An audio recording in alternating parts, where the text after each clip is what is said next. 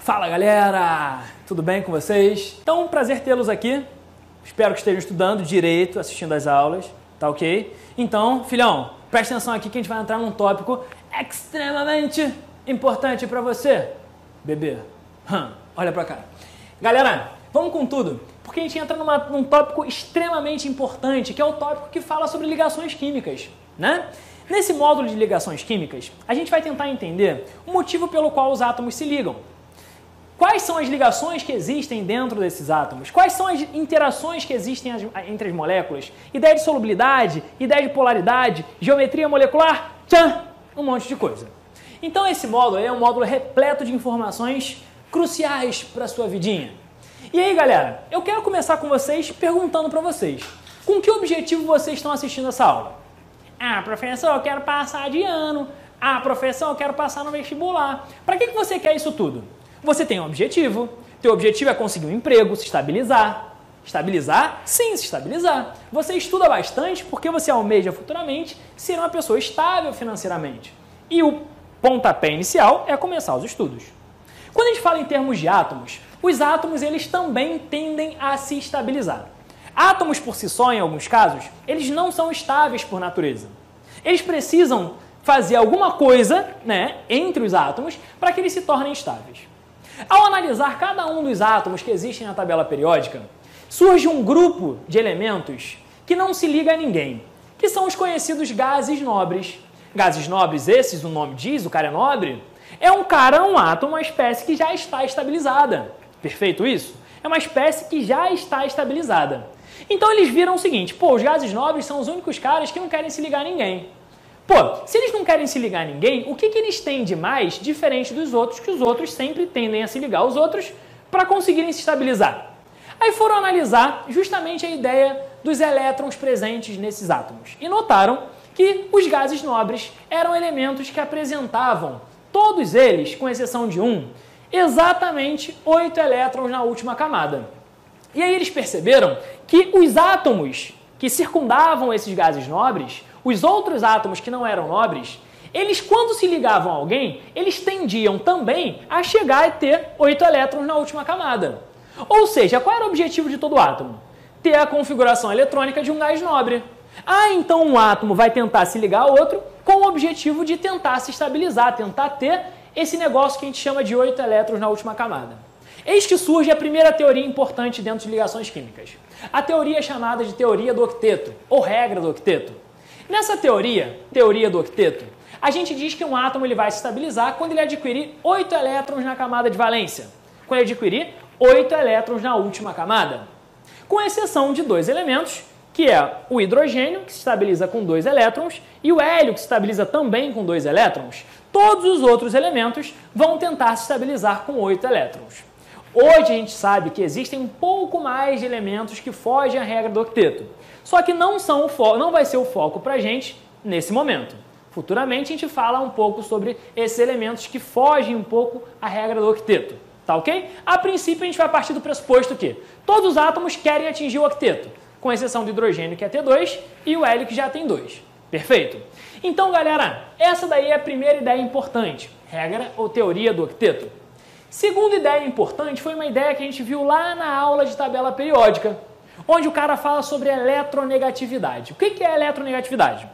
Eletronegatividade é a tendência que um átomo tem em atrair elétrons dentro de uma ligação. Quanto maior é a sua eletronegatividade, maior vai ser a sua tendência de atrair elétrons. E aí, lá na aula de tabelinha periódica, você aprendeu que a eletronegatividade na tabela periódica crescia para cima e para a direita, sem contar com os gases nobres. Beleza? Então, a eletronegatividade crescia para cima e para a direita, sem contar com os gases nobres. Conclusão que a gente tira. Os elementos que estão localizados nesse campo da tabela periódica são chamados de ametais, ou seja, são os elementos da tabela periódica que apresentam as maiores eletronegatividades. Já os elementos localizados nessa parte da tabela periódica são os metais, elementos que apresentam uma eletronegatividade mais baixa, um pouco menor do que os nossos metais. Então a gente já sabe o que é a teoria do octeto, que é o que faz os átomos se estabilizarem, e já sabe que existe uma tendência dos átomos em atrair ou não os elétrons, beleza? Então vamos dar sequência. Quando a gente pensa em ligação química, a gente pensa em 3 ligações específicas. Ligação iônica, ligação covalente e ligação metálica. A gente vai falar exatamente nessa sequência. Iônica, depois covalente e depois metálica. A princípio a gente vai falar sobre essa tal de ligação iônica, que também pode ser chamada de ligação eletrovalente. Ligação iônica ou eletrovalente. Tem alguns detalhes que você precisa analisar para que você consiga justamente identificar uma ligação como sendo uma ligação iônica. Eu vou tentar passar para vocês alguns pontos que são importantes na sua vida para você ver essa ideia de ligação iônica. Primeiro ponto é você perceber que quando eu ligo um metal, cara que está localizado aqui, e um ametal, isso diz que essa ligação é para a gente uma ligação iônica. Então vou repetir. Para que a gente faça, a princípio, uma ligação iônica, eu preciso ligar um metal a um ametal. Ou então ligar um metal ao hidrogênio. Nesse tipo de ligação, eu estou ligando um metal, que é um cara que tem uma eletronegatividade baixa, a um ametal, um cara que tem uma eletronegatividade alta. Eu estou ligando alguém que quer dar com alguém que quer receber. Olha aí a lei da vida, é alguém que quer dar, alguém que quer receber. Quando eu ligo esses dois caras, o cara fala assim, eu quero ganhar, o cara fala assim, eu quero perder, então olha só que coisa rica. Eu estou ligando 2 átomos, onde um quer perder e o outro quer ganhar. Quando eu ligo um metal a um ametal, existe uma tendência do elétron do metal ser transferido para o nosso ametal. Vem aí uma nova ideia.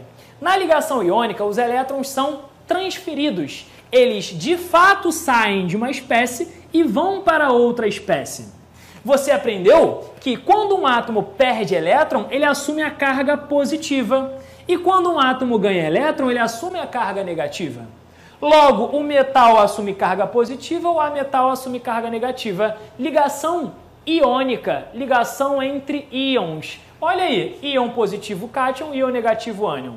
Quando eu ligo esses dois caras, os elétrons são transferidos. Em termos mais quantitativos, qual é o grande lance aqui?